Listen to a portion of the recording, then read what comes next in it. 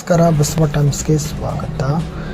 ಮಾಜಿ ಪ್ರಧಾನಿ ಎಚ್.ಡಿ. ದೇವೇಗೌಡ ಅವರ ಪತ್ನಿ ಚೆನ್ನಮ್ಮ ಅವರ ನಿಧನದ ಹಿನ್ನೆಲೆಯಲ್ಲಿ ಅವರ ಮೊಮ್ಮಗ ಹಾಗೂ ಮಾಜಿ ಸಂಸದ ಪ್ರಜ್ವಲ್ ರೇವಣ್ಣ ತುರ್ತು ಪರೋಲ್ಗೆ ಅರ್ಜಿಯನ್ನು ಸಲ್ಲಿಸಿದ್ದಾರೆ.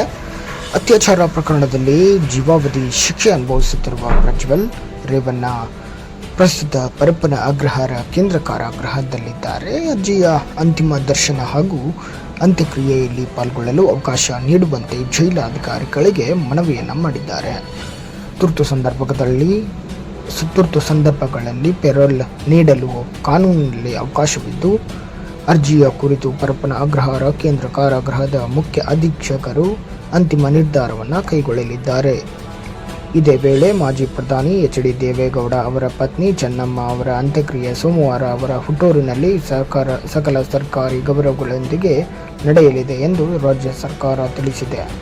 ಪ್ರಜ್ವಲ್ ರೇವಣ್ಣ ಅವರಿಗೆ ಪೆರೋಲ್ ಮಂಜೂರಾಗುತ್ತದೆಯೇ ಎಂಬುದರ ಬಗ್ಗೆ ಇದೀಗ ಎಲ್ಲರ ಗಮನ ನೆಟ್ಟಿದೆ.